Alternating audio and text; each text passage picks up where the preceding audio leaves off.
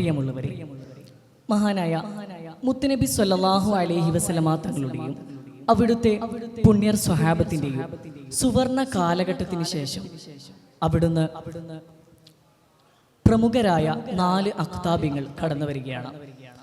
ആ ഒരു 4 അഖ്താബിങ്ങളിൽ പ്രമുഖരായിരുന്നു മഹാനായ ഷേഖ് റിഫായി റളിയല്ലാഹു അൻഹു. ഇന്ന് ലക്ഷക്കണക്കിന് ജനങ്ങൾ അവിടുന്ന് മഹാനവറുകളെ അവിടുന്ന് ആത്മീയ മധുരം നുകർന്നുകൊണ്ട് ഹിദായത്ത് നൽകുന്ന ആ ഒരു റിഫായി ത്വരീഖത്തിന്റെ നായകരായിരുന്നു മഹാനായ റിഫായി ഷേഖ് റളിയല്ലാഹു അൻഹു. അത്ഭുതകരമായിരുന്നു അവിടുത്തെ ജീവിതം. റഹ്മാനിയത്തിന്റെ വിശേഷണങ്ങൾ ലോകത്ത് പ്രകടമാക്കുകയായിരുന്നു മഹത്തുക്കളായ മശായിഖന്മാർ. നമുക്കറിയാം, മഹാനവറുകൾ സഹജീവി സ്നേഹത്തിന്റെയും അതുപോലെ ജ്ഞാനത്തിന്റെയും ഉറവിടമായിരുന്നു ഷേഖ് റിഫായി റളിയല്ലാഹു അൻഹു. Abul Abbas Ahmad bin Ali എന്നായിരുന്നു മഹാനവറുകളുടെ പൂർണ്ണനാമം. നമുക്ക് അവിടുത്തെ പ്രകീർത്തന കാവ്യത്തിലേക്ക് കടക്കാം.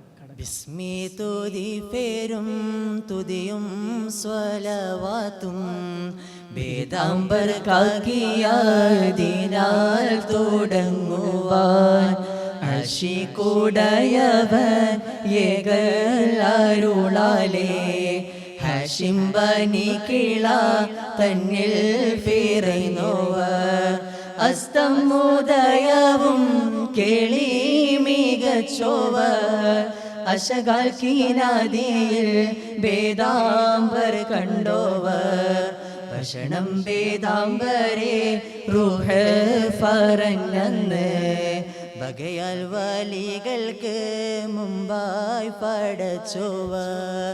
അതെ, മഹാനായ റിഫായി ഷേഖ് റളിയല്ലാഹു അൻഹു അവിടുന്ന് ജീവിച്ചതും അവിടുത്തെ ജീവിതം മുഴുവൻ അള്ളാഹുവിലേക്ക് അവിടുന്ന് തൃപ്തി കാംക്ഷിച്ചുകൊണ്ട് മാത്രമായിരുന്നു.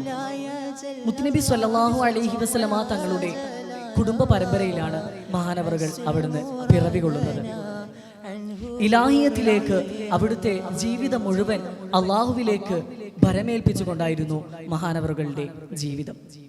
ഭാവമുതുവിൽ അമർന്നൊരു കാലത്ത് ഭാഷും ഔസെന്ന മാമെന്ന് ചൊന്നോവർ ഗർഭം വയറ്റിൽ ജനിച്ചാറാം മാസത്തിൽ ഗുണമുള്ളതായെന്ന് കേട്ടോവർ മകനോ മകളോന്ന് ചോദിച്ച നേരത്ത് മകനാ റഹ്മത്തുൽ കബീറെന്ന് ചൊന്നോവർ അല്ലാഹ് കബീറെന്ന് അവരെ വിളിച്ചാരേ ഉലകർബെരിഫമായെന്നു വിളിച്ചോവർ.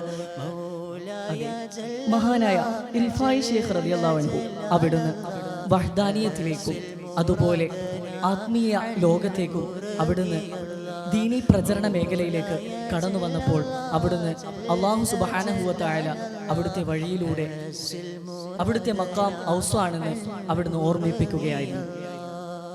തങ്ങളെ മാതാവ് വയറ്റിൽ ചുമന്നുകൊണ്ട് 6 മാസം ആവുമ്പോഴേക്ക് ഇത് ഷേഖ് റിഫായി റളിയല്ലാഹു അൻഹു ആണെന്നും അതുപോലെ ഇത് ജനങ്ങൾക്ക് ധാരാളം ഒരുപാട് ജനങ്ങൾക്ക് ഹിദായത്ത്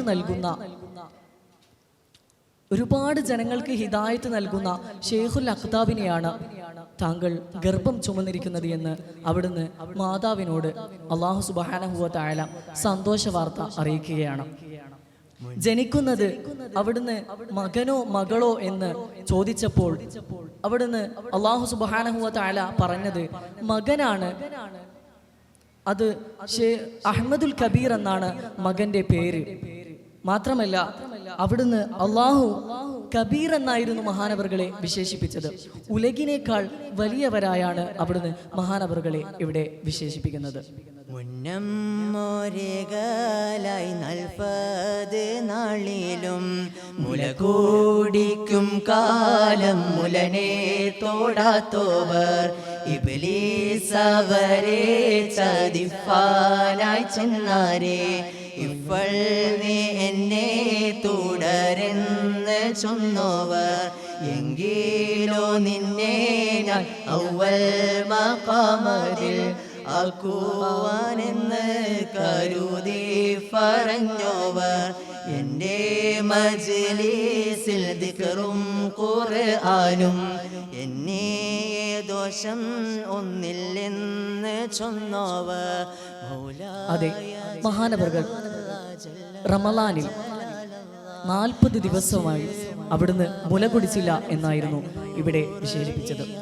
അവിടുന്ന് 40 വയസ്സായിട്ട് 40 ദിവസം മഹാനവറുകൾ റമളാനിൽ മുല കുടിച്ചിരുന്നില്ല എന്ന് നമുക്ക് ഇവിടെ കാണാൻ സാധിക്കും. മാതാവ് അവിടുന്ന് മുല കുടിക്കാൻ ആ മകനെ നിർബന്ധിച്ചിട്ട് പോലും മുല കൊടുത്തു. പക്ഷേ മഹാനവറുകൾ അകറ്റി നിർത്തുകയാണ് ചെയ്തത്. ഇബ്ലീസ് ഒരിക്കൽ മഹാനവറുകളുടെ അടുത്ത് വന്നിട്ട് വേഷം മാറിയിട്ട് അവിടെ വന്നിട്ട് മഹാനവറുകളെ വസ്വാസാക്കാൻ ശ്രമിച്ചപ്പോൾ ഇബ്ലീസിനോട് മഹാനവറുകൾ പറഞ്ഞത്, ഞാൻ നിന്നെയല്ല, നീ എന്നെയാണ് പിന്തുടരേണ്ടത് എന്നാണ്. അവിടുന്ന് മഹാനവറുകൾ ഇബ്ലീസിനോട് പറഞ്ഞ മറുപടിയായിരുന്നു അത്.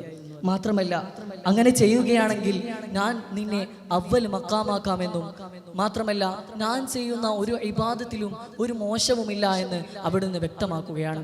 അല്ലാഹു സുബ്ഹാനഹു വ തആല മഹാനവറുകളുടെ മദദ് നമ്മുടെ ജീവിതത്തിലുടനീളം നൽകി അനുഗ്രഹിക്കുമാറാവട്ടെ എന്ന് പറഞ്ഞുകൊണ്ട് നിർത്തുന്നു.